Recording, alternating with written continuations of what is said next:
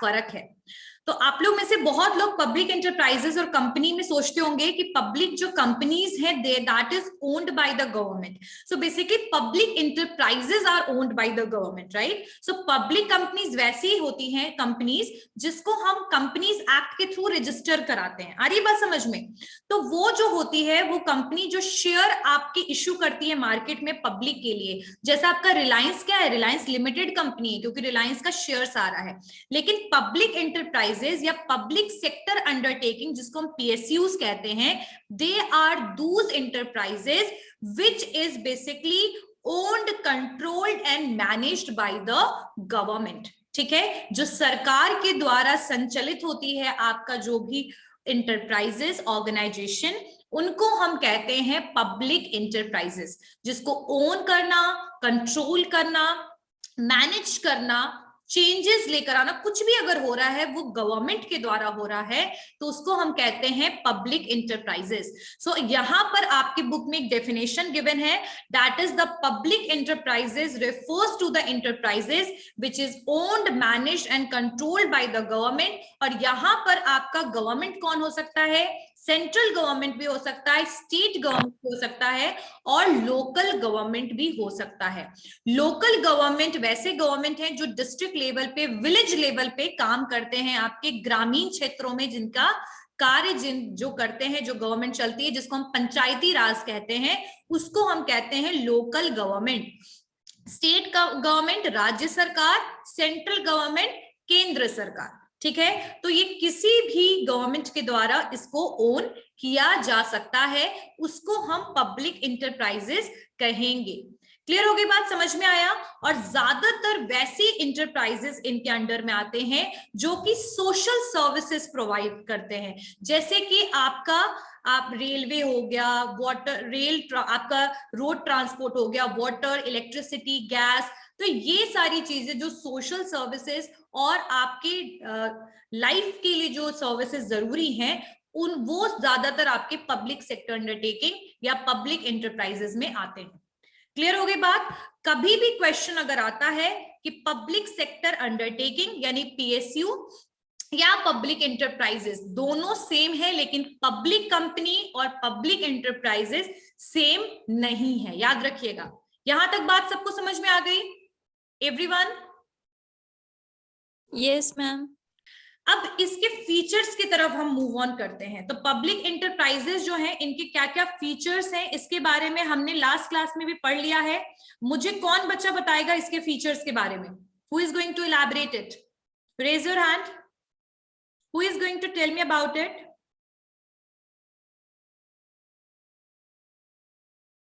कोई भी नहीं बताएगा? मैं ही बता देती हूँ फिर. First one is it is state control, यानी इसमें प्राइवेट इंडिविजुअल पर्सन का कोई कंट्रोल नहीं होगा. जब भी कंट्रोल होगा गवर्नमेंट के द्वारा कंट्रोल होगा.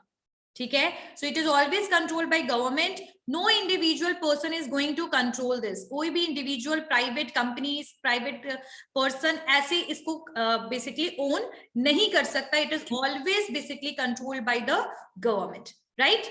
Now the second point is financed by government, यानी गवर्नमेंट के द्वारा इसको पैसे भी प्रोवाइड किए जाते हैं.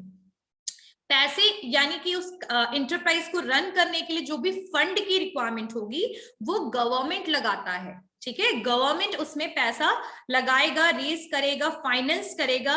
ठीक है, और मेजॉरिटी जो शेयर्स होगा, याद रखिएगा कि PSUs का मतलब ये होता है कि जिसमें आपका कम से कम गवर्नमेंट के पास उस पर्टिकुलर इंटरप्राइज का 51% हो. हमेशा याद रखिएगा कि कोई भी गवर्नमेंट डिपार्टमेंट या गवर्नमेंट जो कंपनी होती है, एटलीस्ट उसके पास 51% शेयर उस पर्टिकुलर इंटरप्राइज का होगा गवर्नमेंट के पास. ठीक है, तो मेजॉरिटी ऑफ शेयर्स चूंकि इंटरप्राइज का गवर्नमेंट के पास है, इसीलिए गवर्नमेंट ही इसको पैसे के लिए, फंड के लिए वो लायबल है. आगे बात समझ में क्लियर हो गया सबको? यहां तक सबको समझ में आ गई बात? Everyone? Yes ma'am. Yes ma'am. Government management की बात करें तो इसको मैनेज भी गवर्नमेंट ही के द्वारा किया जाता है. गवर्नमेंट नॉमिनेट्स करते हैं पर्सन्स को, एम्प्लॉय को. गवर्नमेंट एम्प्लॉयज जो होते हैं वही इस कंपनी में, इस इंटरप्राइज में काम करते हैं। सो मैनेजमेंट जो है वो भी किसके द्वारा होगा? गवर्नमेंट के द्वारा होगा। क्लियर है? नेक्स्ट वन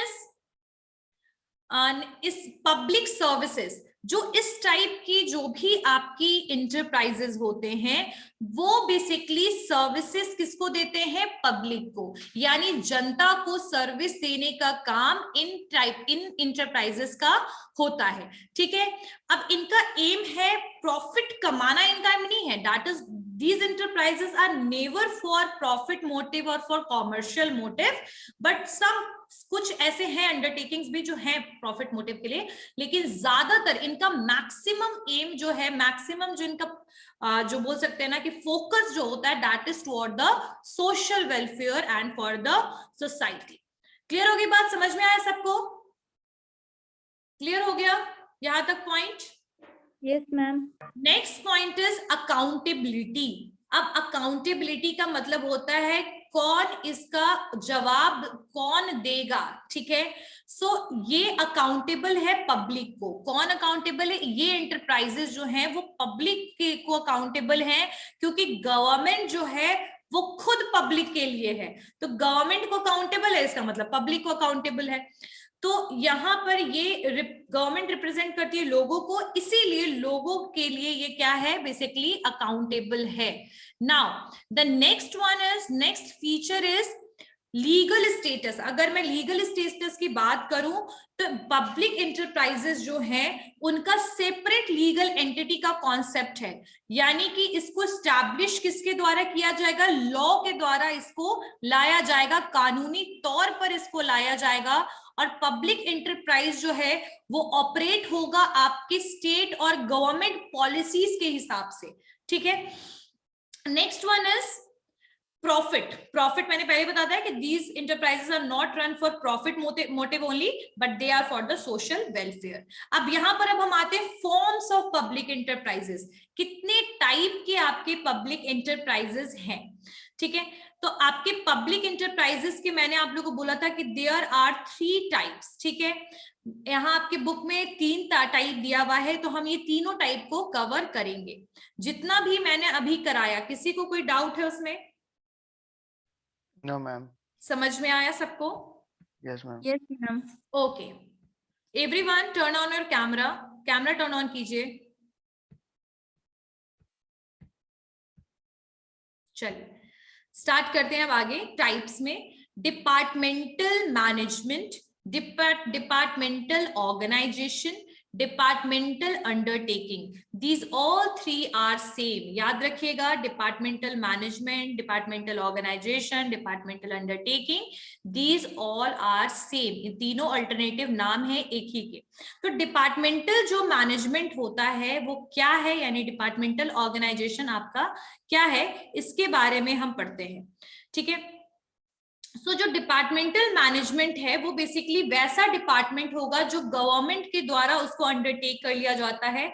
जैसे कि आपका ब्रॉडकास्टिंग डिपार्टमेंट हो गया, टेलीग्राफ हो गया, तो ये डिपार्टमेंट को गवर्नमेंट अपने डिपार्टमेंट मानती है। और इसको रन कौन करते हैं भाई? मिनिस्ट्री के थ्रू इनको रन किया जाता है। मैंने पहले बताया था आपको, मिनिस्ट्री के थ्रू इसको रन किया जाएगा। आपके मिनिस्टर्स इसके लिए होंगे, जैसे रेलवे मिनिस्टर है ना, रेलवे मिनिस्टर है कि नहीं? तो इसको मिनिस्ट्री के थ्रू रन करवाया जाएगा। ठीक है, उसके अलावा इसके कुछ फीचर्स मैंने आप लोगों को बताए थे। It is managed by the department of the government, government के द्वारा इसको मैनेज किया जाएगा। इसके जो भी यहाँ पर लिखा है सर्वेंट्स, इट मींस एम्प्लॉइज, जो भी जिसको हम कई बार हिंदी में मतलब जो गवर्नमेंट एम्प्लॉइज होते हैं उनको कहते हैं सरकारी नौकर भी उनको कहा जाता है, इसीलिए इसको ऑफेंसिव वर्ड मत मानिएगा। तो जो सिविल सर्वेंट्स हैं उनको भी असाइन जो है वो किसके द्वारा किया जाएगा? गवर्नमेंट के द्वारा किया जाएगा। जैसे आप लोगों ने एसएससी का फॉर्म, यूपीएससी का फॉर्म देखा है, इसके लिए आपके सिविल सर्वेंट्स भी होते हैं। यूपीएससी क्लियर करके बड़े बड़े पोस्ट पर भी लोग आते हैं और इन मिनिस्ट्री, ये जो आपके डिपार्टमेंटल है, डिपार्टमेंट आपके जो अंडरटेकिंग्स हैं इनको संभालते हैं। ठीक है, तो इसकी एम्प्लॉइज भी गवर्नमेंट के द्वारा रिक्रूट किया जाएगा। मिनिस्ट्रीज एक्सरसाइज करेगी कंट्रोल, मिनिस्ट्री का कंट्रोल होगा। और इसको फाइनेंस कौन करेगा? गवर्नमेंट करेगा। और इसका एनुअल जो अमाउंट होगा, जो हर साल इसके लिए बजट पास किया जाएगा, वो ट्रेजरी के थ्रू, गवर्नमेंट ट्रेजरी के थ्रू उसको एलोकेट किया जाएगा। जैसे आप लोगों ने जब बजट सुना होगा कभी भी, जो साल में आता है आपके एक बार, फरवरी या जनवरी फरवरी के बीच में फिर आने वाला ही होगा, तो वो हर साल कुछ चेंजेस लेकर आता है। तो भाई बजट एलोकेशन का भी काम होता है कि भाई हमने इस पर्टिकुलर डिपार्टमेंट में इतना पैसा लगाना है, तो इसका फंडिंग का काम भी गवर्नमेंट करेगी, एलोकेशन करेगी, और ये जो होगा अकाउंटेबल होगा पब्लिक के लिए थ्रू द गवर्नमेंट। अच्छा, यहाँ पर एक और बात, ये जो भी अंडरटेकिंग्स, ये जो भी आपके डिपार्टमेंटल मैनेजमेंट होते हैं, कंपनीज जो ऑर्गेनाइजेशंस होती हैं, वो आपका ऑडिट भी उसमें गवर्नमेंट के द्वारा करवाया जाएगा। मतलब कई बार गवर्नमेंट ऑडिटर्स होते हैं जो इसको ऑडिट करेंगे। अब इसके कुछ डीमेरिट्स हैं जो मैंने आप लोगों को बताया था। क्या क्या डीमेरिट्स है? अच्छा, इसके मेरिट करवा दिया था ना मैंने, मेरिट्स करवा दिया था सबको, मेरिट्स हो गया था क्लास सागर, आलोक, कुछ मैं बोल रही हूँ, आई एम आस्किंग, मेरिट्स हो गया था? यस मैम, हो गया था। यस मैम, हो गया था। Secrecy, complete accountability. हाँ, तो बिल्कुल, तो यहाँ पर सिक्रेसी रहेगा क्योंकि मिनिस्ट्री के द्वारा रन किया जा रहा है। कोई भी इंफॉर्मेशन जो पब्लिक में, ऐसे तो ट्रांसपेरेंसी की बात की जाती है, लेकिन कभी भी ऐसा कोई सिचुएशन आएगा जहां पर ट्रांसपेरेंसी मेंटेन करना है, तो वहां पर सिक्रेसी स्ट्रैटेजिक इंपॉर्टेंस के लिए, जैसे डिफेंस से रिलेटेड कोई चेंजेस आ रहा है तो वो पब्लिक को थोड़ी बता देंगे, पब्लिक न्यूज में थोड़ी डाल देंगे, तो वो तो लोगों को, बहुत लोगों को पता लग जाएगा। तो जहां सिक्रेसी मेंटेन करना है, they are maintaining the secrecy, और जहां ट्रांसपेरेंसी रखना है वहां ट्रांसपेरेंसी भी मेंटेन किया जाता है। लेकिन सिक्रेसी मेंटेन होता है because of the strategic decision and in some department it is required for the public or public safety, ठीक है, और कंट्री नेशन सेफ्टी के लिए और पब्लिक सेफ्टी के लिए सिक्रेसी भी मेंटेन कर सकते हैं। अकाउंटेबिलिटी जो भी होगा, पार्लियामेंट इसके लिए, पार्लियामेंट जो है ना वो क्या करता है, देखो पार्लियामेंट मिनिस्टर्स को रिप्रेजेंट करने के लिए, वहां पर आप चेंजेस अमेंडमेंट्स वगैरह लेकर आ सकते हो। लोकसभा जो होता है जिसमें प्राइम मिनिस्टर को चूज किया जाता है, दैट इज जो बोलते हैं लोकतंत्र के लिए जो लोकसभा वगैरह जो है। तो यहाँ पर आपका जो अकाउंटेबिलिटी है डिपार्टमेंटल अंडरटेकिंग का है, वो पूरा का पूरा आपके किसके लिए है, आपके पार्लियामेंट के लिए है, क्योंकि मिनिस्ट्री का कंसर्न है, इसीलिए पूरा पॉलिटिकल ऑफिशियल के द्वारा कंट्रोल किया जाता है, मिनिस्ट्री है तो कहीं ना कहीं यहाँ पर पार्लियामेंट के लिए भी अकाउंटेबिलिटी हो जाता है। पूरा कंट्रोल इसका गवर्नमेंट का है, तो गवर्नमेंट का कंट्रोल है, यानी कि पब्लिक के लिए कुछ ना कुछ बेटर ही करती है गवर्नमेंट। उस सेंस में अगर कहा जाए तो एब्सोल्यूट गवर्नमेंट कंट्रोल है। कोई भी मोनोपोली वाला सिचुएशन, प्राइवेट कंपनीज के द्वारा जो एक्सप्लॉयटेशन होता है, वैसे चांसेस यहाँ पर नहीं है, एब्सोल्यूट गवर्नमेंट कंट्रोल है। आपका ये इंस्ट्रूमेंट है सोशल पॉलिसी के लिए। अगर स्टेट को किसी भी तरीके का इंस्ट्रूमेंट, मतलब ये इकोनॉमिक और सोशल पॉलिसी के लिए रिस्पॉन्सिबल है, ये जो डिपार्टमेंटल अंडरटेकिंग है। उसके अलावा इसके डिसएडवांटेजेस क्या क्या हैं, क्या क्या नुकसान है? सबसे पहली बात, पॉलिटिकल इन्फ्लुएंस बहुत एक्सट्रीम है। पॉलिटिकल इनस्टेबिलिटी होगा, वैसे ही इस पे आपका इफेक्ट होना शुरू हो जाएगा। एक्सेसिव पॉलिटिकल, आपका जो बोल सकते हैं ना कि पॉलिटिकल सिचुएशन है एडवर्स, बहुत ज्यादा। कई बार अगर पॉलिटिकल इनस्टेबिलिटी इज टोटली बोल सकते हैं affecting these kind of undertaking. Now the next point is no, यहाँ पर कोई बिजनेस की तरह फंक्शन नहीं चलता है। यहाँ इनका सबसे बड़ा वीकनेस है कि ये जो टाइप की अंडरटेकिंग्स होती हैं वो रिजिड वे में चलती हैं, कोई ज्यादा चेंजेस नहीं आता है, जिसको रेटैपिज्म किसी बच्चे ने मुझे लास्ट क्लास में पूछा था। तो यहाँ पर कोई बिजनेस लाइक सिचुएशन नहीं है, पहली चीज। ओल्ड चीजें चल रही हैं, बहुत ज्यादा चेंजेस नहीं आया है। रेड टैपिज्म का मतलब भी यही होता है कि यहाँ पर प्रोक्रेस्टिनेशन बहुत होता है। प्रोक्रेस्टिनेशन मतलब जो चीज को टालते चले जाए, जैसे आप लोग करते हो पढ़ने के लिए, कोई बात नहीं नेक्स्ट क्लास नेक्स्ट टाइम पे एक चैप्टर पढ़ लेंगे, अच्छा कोई बात नहीं, अच्छा संडे को पढ़ लेंगे, नहीं मंडे को पढ़ लेंगे, मंडे को नहीं ट्यूसडे को पढ़ लेंगे, करते हो ना, करते हो कि नहीं ये चीज? प्रोक्रेस्टिनेशन वाला थीम कितने लोगों के पास है? और सबसे ज्यादा ये पढ़ाई में करते हैं, ये भी मुझे पता है। तो यहाँ पर भी वही चीज होता है कि जो गवर्नमेंट जो आपके डिपार्टमेंट्स हैं वो रेड टैपिज्म के लिए फेमस हैं, क्योंकि इनके पास ना डिले ये करते रहते हैं चीजों को, काम को ये बढ़ाते, काम को ये घसीटते रहते हैं, काम को जल्दी कंप्लीट नहीं करते हैं। कंज्यूमर का कोई कंसर्न नहीं है कि भाई कंज्यूमर का क्या डिमांड है। गवर्नमेंट ऑफिशियल्स जो हैं उनके पास प्रॉपर ट्रेनिंग नहीं है। आपने एक एग्जामिनेशन लेकर उनको रख लिया लेकिन उनको प्रॉपर ट्रेनिंग नहीं दिया कि वो एफिशिएंसी को इंक्रीज कर पाए। गवर्नमेंट जॉब है तो स्टेबिलिटी है तो सिक्योरिटी है, तो ऑब्वियसली उनका भी बहुत ज्यादा कंसर्न पब्लिक के लिए नहीं है बहुत ज्यादा। तो इन शॉर्ट कह सकते हैं कि there is a situation of red tapism, ठीक है। जैसे लाल आपने देखा होगा ना, रबर बैंड किस तरीके का लाल वो होता है, पट्टी जो होता है, that is the situation here. Procrastination, delays in work always, no proper expertise or management trainings are not provided to the people या employees। तो ये सिचुएशन है आपकी इस टाइप के अंडरटेकिंग्स का। उसके अलावा एक और चीज है कि कोई भी सेपरेट फंड इनको एक्सपेंशन के लिए नहीं दिया जाता है। जो भी फंड मिलेगा वो बजट तक आपको वेट करना है, बजट में कुछ एलोकेशन होगा। लेकिन अगर आप चाहें कि जैसे एक बिजनेस हम शुरू करते हैं तो वहां पर हम एक्सपेंशन बहुत जल्दी जल्दी कर सकते हैं, जैसे जैसे फायदा वैसे वैसे एक्सपेंशन। लेकिन इस टाइप के अंडरटेकिंग्स को एक्सपेंशन के लिए फंड्स भी प्रोवाइड गवर्नमेंट की तरफ से जनरली नहीं होता है। पॉलिटिकल इन्फ्लुएंस बहुत ज्यादा है, ठीक है। पॉलिटिकल इन्फ्लुएंस की वजह से कहीं ना कहीं ये कंट्रोल होते हैं मिनिस्टर्स के द्वारा। कोई भी प्रॉब्लम हो इंडस्ट्री वगैरह से रिलेटेड कुछ भी, कई बार उसको इग्नोर कर दिया जाता है, ठीक है। आप लोगों ने जैसे नोटिस किया होगा, somehow because of the political influence and their instability that is affecting these kind of enterprises, ठीक है। कंज्यूमर रिक्वायरमेंट का बिल्कुल इग्नोरेंस है। डिफेक्ट्स जो होते हैं ना, इफ कोई डिफेक्ट्स अगर है भी तो उनको एलिमिनेट किया जा सकता है अगर आप चाहते हैं कि आपकी कंपनी प्रॉपर्ली रन करे। लेकिन यहाँ पर ऐसा कोई डिफेक्ट्स को हटाना, इसको प्रॉपर्ली इस पे काम करना, रिसर्च करना, ऐसा कुछ भी डिपार्टमेंटल अंडरटेकिंग में नहीं है। चलिए नेक्स्ट पॉइंट की तरफ बढ़ते हैं हम।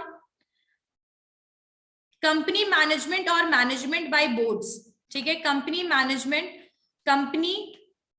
मैनेजमेंट और मैनेजमेंट बाय बोर्ड्स, ठीक है। Joint stock company form of management, ठीक है, जिसको हम कहते हैं बोर्ड मैनेजमेंट। बोर्ड मैनेजमेंट, अच्छा, जो बोर्ड मैनेजमेंट है यहां पर ध्यान दीजिएगा कि ये एक particular type of departmental management, मतलब डिपार्टमेंटल मैनेजमेंट का ही एक टाइप है, फॉर्म 2 है बोर्ड मैनेजमेंट। यहां पर आपके बोर्ड ऑफ डायरेक्टर्स जो होते हैं वो मैनेज करते हैं इंटरप्राइजेस को। कौन मैनेज करता है यहाँ पर? Board of directors. यहाँ पर ये जो टाइप है आपके बोल सकते हैं पब्लिक एंटरप्राइजेस का, इन शॉर्ट, ये यहाँ पर आपका जो मैनेजमेंट होगा that will done by the board of director, वो मैनेज करेंगे एंटरप्राइज को। और जो बोर्ड होगा that is constituted by government and government has direct control over it. लेकिन यहां पर याद रखिएगा, क्योंकि चूंकि बोर्ड ऑफ डायरेक्टर्स कंट्रोल करते हैं तो बोर्ड ऑफ डायरेक्टर्स को रिक्रूट करने का जो काम होगा दैट इज ऑफ गवर्नमेंट। लेकिन गवर्नमेंट का डायरेक्ट कंट्रोल ऐसा कुछ नहीं दिख रहा है यहाँ पर, लेकिन इनका गवर्नमेंट का कंट्रोल बोर्ड ऑफ डायरेक्टर्स के थ्रू होगा। इन शॉर्ट ये समझिए कि बोर्ड ऑफ डायरेक्टर्स के थ्रू होगा इनका, ठीक है। Okay, let's move toward the topic. तो ये जो आपके पब्लिक एंटरप्राइजेस होते हैं, ये ज्यादातर जो हैं ये बोर्ड ऑफ डायरेक्टर्स के द्वारा चलते हैं, मेंटेन होते हैं। और इनमें जो भी गवर्नमेंट का जो कंट्रोल होगा that is not direct control, government का डायरेक्ट कंट्रोल नहीं है, लेकिन कंट्रोल आपके बोर्ड ऑफ डायरेक्टर्स के थ्रू है, ठीक है। किसके थ्रू है? बोर्ड ऑफ डायरेक्टर्स के थ्रू है आपका इस पे कंट्रोल। क्लियर हो गई बात? समझ में आया? यहां तक सबको समझ में आया? तो यहाँ पर इसको ज्वाइंट स्टॉक कंपनी भी बोलते हैं, क्योंकि कंपनी में आपके क्या होते हैं, बोर्ड ऑफ डायरेक्टर्स वगैरह होते हैं, और board of joint stock company form of management. यहाँ पर पूरा ये it which may be entirely owned by government. एक मिनट फिर भी समझा देती हूँ, बुक से ही समझा देती हूँ।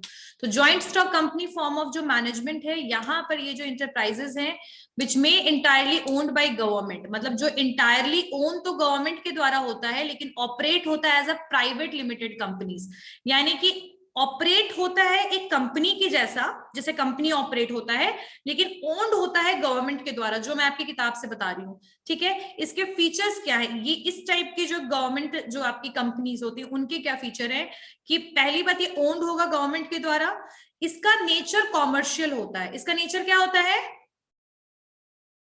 इसका नेचर क्या होता है, कॉमर्शियल। Commercial ma'am. मतलब है कि प्रॉफिट मोटिव। क्लियर हो गई बात, समझ में आया?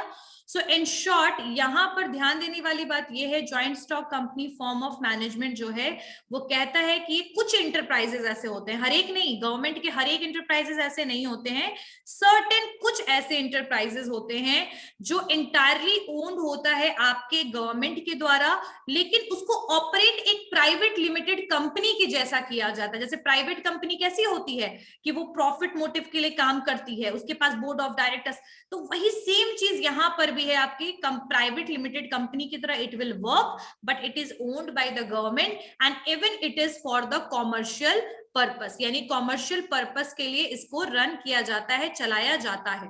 ठीक है, they are registered as a private limited company, और ये कई बार रजिस्टर्ड होती है एक प्राइवेट लिमिटेड कंपनी की तरह, और इसका जो फाइनेंशियल ऑपरेशन जो भी चल रहा है वो कहीं ना कहीं close scrutiny by the government, मतलब गवर्नमेंट के द्वारा ये रिलेटेड होता है। एक और चीज, there attempt to eliminate some of the defects of departmentally run enterprises, मतलब इनका अटेम्प्ट ये होता है कि जो डिपार्टमेंटल अंडरटेकिंग, डिपार्टमेंटल मैनेजमेंट या डिपार्टमेंटल ऑर्गेनाइजेशन में हो रहा है काम, कि उसका उस पर ध्यान नहीं दिया जा रहा है, वो डिफेक्टिव वे में चल रहा है, उसको यहाँ मिनिमाइज करने का काम होता है, क्योंकि ये एक प्राइवेट कंपनी की तरह काम करता है, it is working like a private company. That's why why this is going on, because to eliminate the defects which is there in the departmental management, and departmental management की तरह risk जो मतलब जो डिफेक्ट्स है उसको minimise कर दिया जाता है। और ये कौन कौन सी कंपनीज हैं जिसको हम 9 रत्न भी कहते हैं, 9 जो बोल सकते हैं, आप लोगों ने सुना है 9 रत्न, 9 रत्न सुना है आप लोगों ने? सुना है ना? तो यहाँ पर वो थोड़ा सा, अब तो वो कम हो गया है, तो यहाँ पर कौन कौन सी ऐसी कंपनीज हैं, जैसे कि भेल, जिसके बारे में तुम लोग को मैंने बताया था, वो फरही वाला भेल नहीं है की बात कर रही हूं मैं, दिस इज BHEL, ठीक है, Bharat heavy electricals limited, BHEL, the Bharat heavy electricals limited, ये भेल हो गया।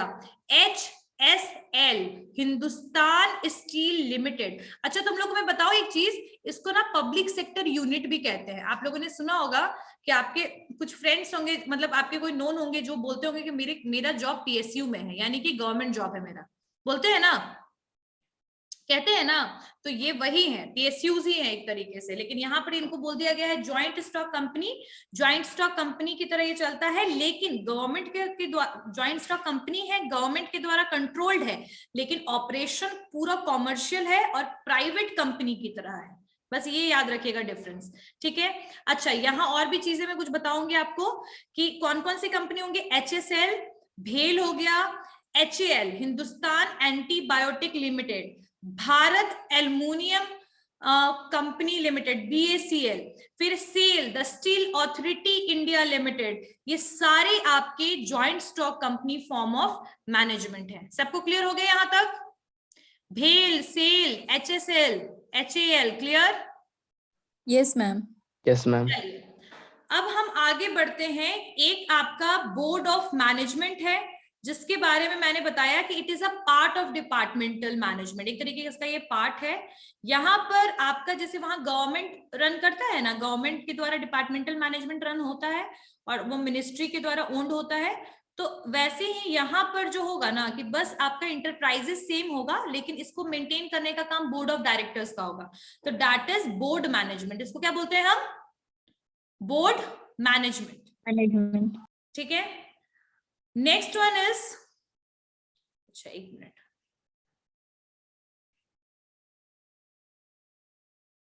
Next one is public corporation. Next one is public corporation. Next one लिखिए, पब्लिक कॉर्पोरेशन। पब्लिक कॉर्पोरेशन, अच्छा, तुम लोग को पता है स्टैच्यू का मतलब क्या होता है? स्टैच्यू का मतलब पता है? Statute in short. स्टैच्यू तो स्टैच्यू वाला, स्टैट्यूट का मतलब पता है कोई भी? No ma'am. कानूनी, उसको क्या बोलते हैं? कानूनी। ठीक है, तो जो स्टैट्यूटरी कॉर्पोरेशन या पब्लिक जो कॉर्पोरेशन, देखो कितनी चीजें हैं, public corporation, public company, public enterprises, confuse मत होना। अब सुनो, तो पब्लिक और स्टैट्यूटरी जो कॉर्पोरेशन है ये डिफाइन किए जाते हैं, पावर, फंक्शन, प्रिविलेज, जो भी इनका पैटर्न, जो भी चीजें हैं, ये आपके गवर्नमेंट के द्वारा चलाए जाते हैं। लेकिन इन ऑर्गेनाइजेशन को स्टैब्लिश करने के लिए एक्ट को फॉर्म करना पड़ता है। जैसे रिजर्व बैंक ऑफ इंडिया को लाने के लिए आरबीआई एक्ट आया, आ रही बात समझ में? रीजनल रूरल बैंक को स्टैब्लिश करने के लिए आरआरबी एक्ट आया। तो इनको पहले एक्ट के थ्रू ही इस ऑर्गेनाइजेशन को, इन ऑर्गेनाइजेशन को स्टैब्लिश किया जाता है। क्लियर हो गई बात? यहां तक समझ में आया? और पब्लिक कॉर्पोरेशन जो है या फिर स्टैट्यूटरी जो कॉर्पोरेशन है, ये एक ऑटोनॉमस ऑर्गेनाइजेशन है जिसको क्रिएट किया जाता है स्टैट्यूट्स के द्वारा, स्पेशल एक्ट्स के द्वारा, लेजिस्लेचर में पास किया जाता है, यानी कि लोकसभा राज्यसभा में पास करके बिल को कन्वर्ट किया जाता है एक्ट में। और जब वो एक्ट आता है तो उस एक्ट के अंडर में इस ऑर्गेनाइजेशन को बनाया जाता है। जैसे reserve bank of India, RBI को लाया गया है आरबीआई एक्ट के द्वारा, आरबीआई एक्ट 1934 के द्वारा आरबीआई को स्टैब्लिश किया गया है 1935 में। आ रही है बात समझ में? तो ये भी गवर्नमेंट ही बॉडीज होती हैं, याद रखिएगा, ये भी गवर्नमेंट ही ऑर्गेनाइजेशन है, लेकिन ये ऑटोनॉमस होता है। ऑटोनॉमस का मतलब ये होता है कि गवर्नमेंट इसको 100% कंट्रोल नहीं कर सकती है, ठीक है, लेकिन इसको लाने का जो प्रोसेस है वो बिल्कुल गवर्नमेंट वे में है, यानी इसको लेजिस्लेचर में पास करवा के बिल को एक्ट में कन्वर्ट करके फिर इसको बेसिकली स्टैब्लिश किया जाता है। ठीक है, चलिए अब यहां पर मेन फीचर्स इसका देखते हैं। अगर हम पब्लिक या फिर स्टैट्यूटरी कॉर्पोरेशन की बात करें तो यहां पर मैंने बता ही दिया, पार्लियामेंट्री कंट्रोल के थ्रू। जैसे आपका एलआईसी है ना, तो एलआईसी एक्ट आया, लाइफ इंश्योरेंस कॉर्पोरेशन एक्ट के थ्रू एलआईसी को लाया गया। आपके बहुत सारे ऐसे एक्ट हैं जिसके थ्रू कंपनी, ये आपके ऑर्गेनाइजेशन को स्टैब्लिश किया गया है। तो सबसे इसके पहले फंक्शंस की बात करें तो सबसे पहला ये है कि it is owned by state, यानी इसको ओन कौन करेगा? गवर्नमेंट करेगा इसको ओन, ठीक है। It is owned by state, but कई जगह पे ये ऑटोनॉमस भी काम करता है, यानी कि अलग काम करेगा, लेकिन इसका कहीं ना कहीं कंट्रोल गवर्नमेंट करेगी ही, इसको करेगी, ठीक है। तो याद रखिएगा कि पहला चीज it is controlled by state. Second चीज, इसको स्टैब्लिश करने के लिए स्पेशल लॉ को लाना जरूरी है। So for creating this special law is required. What is required? Special law is required, हमेशा याद रखिएगा, ठीक है। जैसे आरबीआई को लाने के लिए आरबीआई एक्ट आया ना, ऐसा तो नहीं है कि किसी और तरीके से इसको स्टैब्लिश किया गया, it is not even possible. तो इसके लिए स्पेशल लॉ को, कानून को बनाना जरूरी है। क्लियर हो गई बात? यहां तक समझ में आ गया? नेक्स्ट वन कि ये इनके पास इंटरनल और फाइनेंशियल ऑटोनॉमी है। They are financially independent autonomous institution, यानी कि ये पैसों के लिए गवर्नमेंट पे डिपेंडेंट नहीं है। ये अपने, मतलब इनको कह सकते हैं कि जैसे आरबीआई है, उनके पास अपना फंड खुद का है। बैंक्स हैं, आजकल बैंकिंग रेगुलेशन एक्ट के थ्रू आए हैं, बहुत सारे बैंक्स नेशनलाइज्ड में कन्वर्ट हुए हैं, तो उनके पास फंड की रिक्वायरमेंट गवर्नमेंट से जरूरत पड़ सकती है, ले सकते हैं, लेकिन उनको फंड की रिक्वायरमेंट इसलिए नहीं है क्योंकि इनके पास खुद का अपना फंड होता है। तो ऐसे जो आपके पब्लिक कॉर्पोरेशंस होते हैं, they enjoy their internal and financial autonomy, यानी इंटरनल ऑपरेशन में, डे टू डे के ऑपरेशन में गवर्नमेंट का कंट्रोल इसमें नहीं होगा 100%। दे आर फाइनेंशियली इंडिपेंडेंट, बोल सकते हैं इंडिपेंडेंट, फाइनेंशियली इन किसी पे डिपेंडेंट नहीं है, और इसीलिए ये पार्लियामेंट्री कंट्रोल से फ्री है। जैसे आपका डिपार्टमेंटल अंडरटेकिंग, तो पार्लियामेंट के लिए वो पार्लियामेंट से फ्री नहीं है क्योंकि वो पॉलिटिकली कंट्रोल हो रहा है कहीं ना कहीं, बट ये पॉलिटिकली कंट्रोल नहीं है, it is free from the parliamentary control. लेकिन इनको स्टैब्लिश करने के लिए पार्लियामेंट की रिक्वायरमेंट पड़ती है, क्योंकि वहीं से लॉ पास होता है, एक्ट बिल पास होता है और लॉ मतलब आपके एक्ट में कन्वर्ट होता है। आई बात समझ में? यहां तक क्लियर हो गया सबको, everyone? Yes, ma'am. Yes, ma'am. ठीक है, नाउ द नेक्स्ट, और यहाँ पर ये भी चीज याद रखिएगा, ये अपने डिसीजन इंडिपेंडेंटली लेते हैं, ये कहलाते गवर्नमेंट ही के पार्ट हैं, गवर्नमेंट ही ऑर्गेनाइजेशन कहलाते हैं, लेकिन ये अपने डिसीजन अपने इंडिपेंडेंटली लेते हैं। कोई इंडिपेंडेंट इनका फाइनेंशियल स्ट्रक्चर, कोई डिपेंडेंसी नहीं है, कोई पॉलिटिकल इन्फ्लुएंस नहीं, कोई पार्लियामेंट्री कंट्रोल नहीं है, ठीक है। और ये कॉमर्शियल कंसर्न की तरह काम करते हैं, यानी इनके लिए प्रॉफिट जो है इनके लिए मोटिव है, ठीक है। और ये एक तरीके से ब्लेंड होते हैं, मतलब मिक्सचर होते हैं किस चीज के, पब्लिक ओनरशिप और प्राइवेट इनिशिएटिव के, ठीक है। और they are also doing the same thing, जैसे कि आपके पीएसयूज या जॉइंट स्टॉक कंपनीज, भेल सेल का जो मेन एम था वही सेम एम इनका भी है, कि like they are also basically eliminating the defect of the departmental run enterprises, and इसके लिए भी बोर्ड ऑफ डायरेक्टर्स की जरूरत पड़ती है।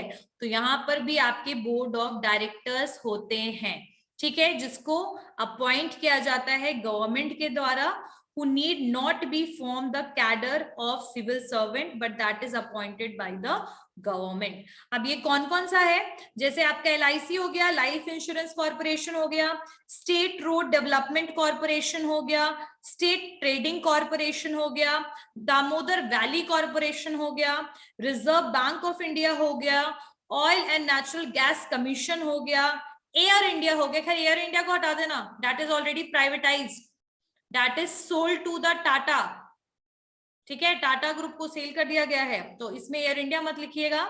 इंडियन एयरलाइंस कॉर्पोरेशन का पार्ट था एयर इंडिया, वो मत लिखिएगा। IFCI लिख सकते हो, industrial financial corporation of India, IFCI को भी लाया गया था एक्ट के थ्रू।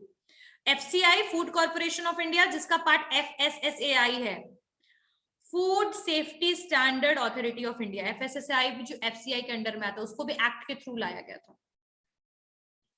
आगे बात समझ में क्लियर हो गया? तो these are the part of the public corporation, मतलब हमेशा याद रखिएगा कि इनको स्टैब्लिश करने का रीजन क्या है, कानून को लाइए और फिर इसको स्टैब्लिश कीजिए। किसी को कुछ पूछना है? अब एडवांटेजेस कुछ बता दूं मैं, पब्लिक कॉर्पोरेशन के क्या क्या फायदे हैं, what are the advantages? Advantage of public corporation, फायदे क्या है आपके पब्लिक कॉर्पोरेशन के? तो सबसे पहला क्विक डिसीजन मेकिंग, जहां डिपार्टमेंटल आपके ऑर्गेनाइजेशन में क्या है कि पूरा का पूरा मिनिस्ट्री पे डिपेंडेंट है, कोई भी चेंज, कोई भी डिसीजन लेने के लिए पूरा प्रोसीजर को फॉलो करना पड़ता है। वहीं आपके पब्लिक जो आपके कॉर्पोरेशन है या स्टैट्यूटरी कॉर्पोरेशन है, जो स्टैट्यूट्स के द्वारा लाए गए हैं कानूनी तौर पर, जिसका एस्टैब्लिशमेंट हुआ है स्पेशल लॉ के थ्रू, यहाँ पर आपको फायदा सबसे पहला मिलेगा कि क्विक डिसीजन मेकिंग, तुरंत से डिसीजन ले सकते हो। यहाँ पर कोई आपका पॉलिसी ऐसा नहीं है कि आपको मिनिस्ट्री के द्वारा उसमें अमेंडमेंट लाने की जरूरत है, पॉलिटिकल इन्फ्लुएंस तो है नहीं, तो क्विक डिसीजन मेकिंग है। इंटरनल ऑटोनॉमी है, इंटरनल ऑटोनॉमी का मतलब जो इंटरनल ऑपरेशन है, डे टू डे के जो ऑपरेशन है, उसके लिए कोई भी जरूरत नहीं है आपको किसी भी तरीके से, कोई पॉलिटिकल कंट्रोल नहीं है, पार्लियामेंट्री कंट्रोल नहीं है, तो आप अपने रूटीन को, अपने मैनेजमेंट को, अपने इंटरप्राइज को प्रॉपरली रन कर सकते हैं without interference of that, right.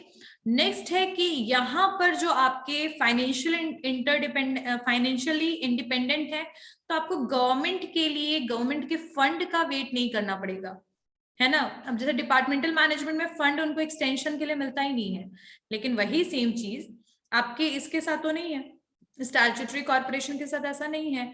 आपका जो भी इंडिपेंडेंस है, क्योंकि आप अपनी खुद कॉमर्शियली आप चला रहे हो, आपके पास खुद फंड होगा, आपके पास खुद बेनिफिट और प्रॉफिट होगा। सो कॉर्पोरेशन के पास जो पावर फंक्शन जो भी है वो अपना वो रन करेगा, अपना फाइनेंशियली चलाएगा। Next one is flexibility, like जहां पर रिजिडनेस आपके गवर्नमेंट अंडरटेकिंग, जो भी आपके डिपार्टमेंटल अंडरटेकिंग है, वहां पर जहां आपके आपके बहुत ज्यादा रिजिडनेस है, बहुत ज्यादा बोल सकते हैं कॉम्पैक्ट वाला सिचुएशन है, यहाँ पर वो चीज नहीं है। यहाँ पर फ्लेक्सिबिलिटी है, आप ऑपरेशन में फ्लेक्सिबिलिटी है, अकाउंटेबिलिटी में आपका फ्लेक्सिबिलिटी है, कोई ब्यूरोक्रेसी वाला सिचुएशन नहीं है, नो ब्यूरोक्रेसी यानी कोई ब्यूरोक्रेट्स यहाँ पर अवेलेबल नहीं है।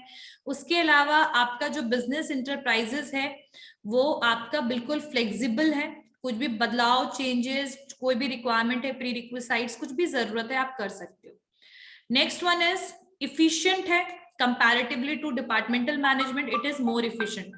ओके, चलिए अब इसका डिसएडवांटेज क्या है, इसका डिसएडवांटेजेस क्या है? तो इसका पहला डिसएडवांटेज है कि लिमिटेड ऑटोनॉमी है, यानी कि पब्लिक कॉर्पोरेशन जो है उसका एडवांटेज है वहीं पर इसका कुछ आपका डिसएडवांटेज भी है। ठीक है, कई बार नेशनल इंटरेस्ट के लिए आपके मिनिस्टर्स जो हैं इनके मैटर्स में भी इंटरफेयर करते हैं नेशनल इंटरेस्ट के लिए, और मतलब कई बार इंटरफेरेंस गवर्नमेंट का, मिनिस्टर्स का, पॉलिटिकल बोल सकते हैं पार्टीज का भी इन्वॉल्वमेंट हो जाता है कई बार। ठीक है, but for the national interest ऐसे तो ऑर्गेनाइजेशन में रिजिडनेस नहीं है, लेकिन कई बार कुछ चेंजेस करने के लिए इनको कॉन्स्टिट्यूशनल चेंजेस की रिक्वायरमेंट पड़ती है, यानी वो बदलाव तभी ला सकते हैं जब कॉन्स्टिट्यूशन में चेंज हो। तो ऐसे सिचुएशन में कॉन्स्टिट्यूशन इज ऑलवेज चेंज और अमेंड। कॉन्स्टिट्यूशन में कोई भी चीज खत्म नहीं किया जाता, एलिमिनेट नहीं किया जा सकता, बदलाव किया जा सकता है, मॉडिफिकेशन किया जा सकता है। तो उसके लिए आपको कोई स्पेशल एक्ट की जरूरत पड़ेगी, तो वो भी आपके लेजिस्लेचर के थ्रू पास होगा। तो कई बार कुछ चेंजेस के लिए रिजिडनेस होता है, कई बार आप अपने आप चेंज नहीं कर सकते क्योंकि कॉन्स्टिट्यूशन उसको आपको अलाउ नहीं करता है। तो कॉन्स्टिट्यूशन चेंज तो तभी होगा जब पार्लियामेंट के थ्रू वो किया जाएगा। तो कहीं पे रिजिडनेस भी है। टाइम कंज्यूमिंग है, क्योंकि इस टाइप के जो भी ऑर्गेनाइजेशन, कॉर्पोरेशन को स्टैब्लिश किया जाता है उसके लिए स्पेशल एक्ट बनाए जाते हैं। अब तुम लोग सोचो, स्पेशल एक्ट बनने के बाद उसको पास होने में कई बार 5 साल, 7 साल, 10 साल लग जाता है। तो 10 साल के बाद जाकर के कॉर्पोरेशन स्टैब्लिश होता है, तो बहुत टाइम कंज्यूमिंग है, क्योंकि स्पेशल लेजिस्लेशन और फॉर्मेशन और के लिए बहुत ज्यादा टाइम रिक्वायर्ड है। और इस टाइप के जो भी आपके पब्लिक कॉर्पोरेशन है वो हर एक एंटरप्राइज के लिए सुटेबल नहीं है। It is not suitable for every type of enterprise. Clear हो गई बात? समझ में आया? सबको क्लियर हो गया? Yes, ma'am. Done? Clear? Yes, ma'am. Okay.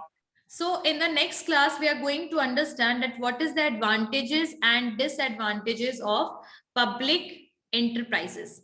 तो वहां पर हम लोग बढ़ेंगे इस वाले टॉपिक पे। समझ नहीं आया हूँ? मैम, क्लियर है सबको?